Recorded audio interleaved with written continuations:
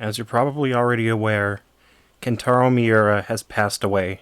He passed away on the 6th of May, but it was only made public yesterday. The cause seems to be some sort of serious heart issue that he's been battling with for who knows how long. This is some pretty devastating news. Berserk has been really special to me for quite a while now, and I can't think of any other work of fiction that's resonated with me personally so strongly. So basically, I just want to pay my respects and maybe go over just what Berserk means to me personally and my history with it. And before I get started, I just want to let you guys know that despite this very likely being the end of Berserk, I'm still going to be making like Berserk analysis videos because I love it and there's still plenty to talk about. So here's a little backstory. I'm sure a lot of you probably went through something similar, but probably less cringy. I grew up at a time where most of the kids got into anime basically through like starting with Pokemon and then moving to Toonami and then moving on to Adult Swim and then going on from there. So let's go back to somewhere, I think around 2005. I was like an edgy 16-year-old who somehow got the idea that I needed to watch like all the most violent anime I could find because edgy 16-year-old means violence equals good. And at that time, I think I was frequenting the Adult Swim anime forums, and there was a thread of just people talking about like what's the most violent anime you've seen. And so I like went through that thread and I'm like, I'm gonna go watch all this stuff. So I got into like think I think the first one I watched was Hellsing, and then I moved on to like Gantz, and then I think Elfen Lied. So like all of the like mid 2000 gore fest animes. And then I got onto Berserk. Of course it was the 98 anime. And there was just something different about it. Like I liked most of those other animes I watched, especially Hellsing. I still love Hellsing. Like Hellsing Ultimate's amazing. But the other ones I liked, but didn't really stick with me that much. But Berserk was something special. And of course, Berserk had all that violence I was looking for, but it had a lot more.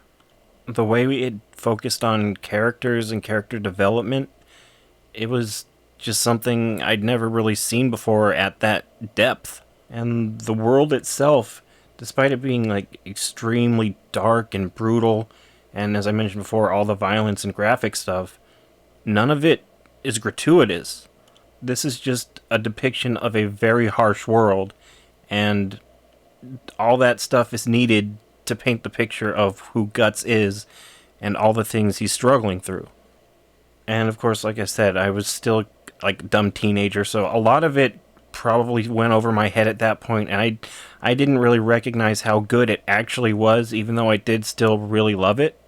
And then get to the end, and it's the fucking eclipse, and it's like you're gonna end it like that, just with everyone we've been coming to know and love just brutally dying, Casca getting violated in the worst kinds of ways, and just that's how it ends.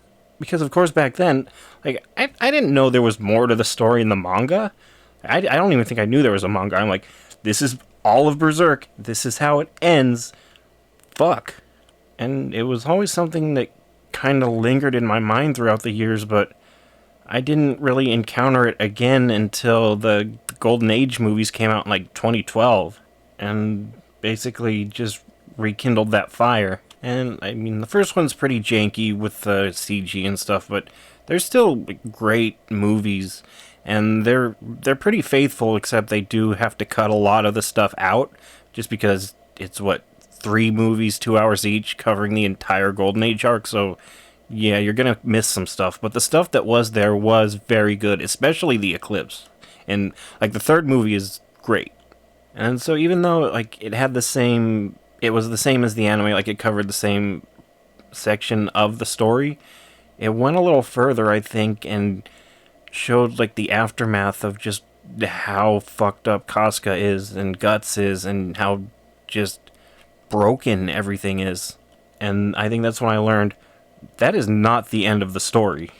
But I was still pretty stupid at that age because like Sure, I'm into anime, but I was never interested in manga. I never wanted to get into it. So, like, I wanted to learn more, but I just didn't want to deal with getting into manga.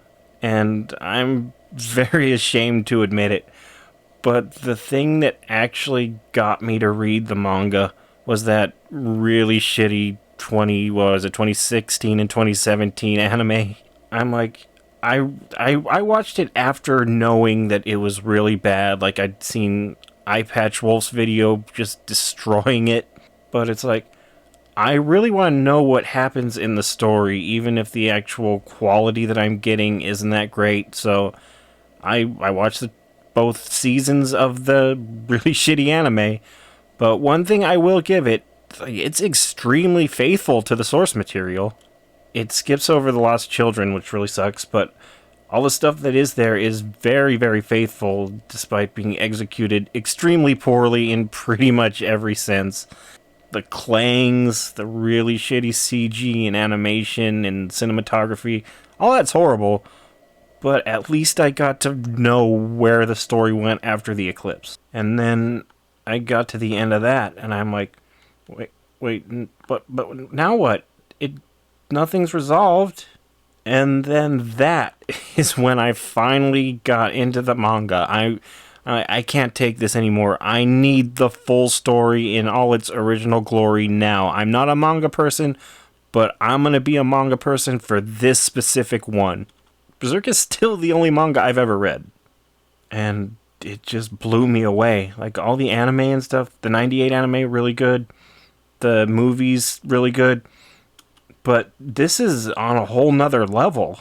And just reading it after I have more life experience and can actually kind of get into the headspace of what these characters are going through. Not like really anyone's been through the shit that they've been through, but at least understanding kind of where they're coming from and just how well written all these characters are and how real they feel. So, and I didn't just start where I left off in the anime. I went all the way back to the beginning and read the entire thing. I think I got through it in like a couple months or something. And then I get caught up. This is, I guess, on chapter, I think it was probably 359, because that was the last one before the hiatus, before I started making videos, which was right around the time 360 came out. So I get to the end and I'm like, this is fucking amazing, but now what? I need more of this, like, now. And that's when I discovered a bunch of Berserk YouTubers, such as, I think, Spired might have been the first one I saw. Then I got into Real Life Ryan and Masked Man when they were doing, like, live streams together. This is when those two were, like, really small. They had, I think, around, like, 2,000 for Ryan and, like, 5,000 subs for Masked Man. And now these dudes are getting real big. But, like, the videos they were making and the community with, like, the comments section, like, I loved all of it.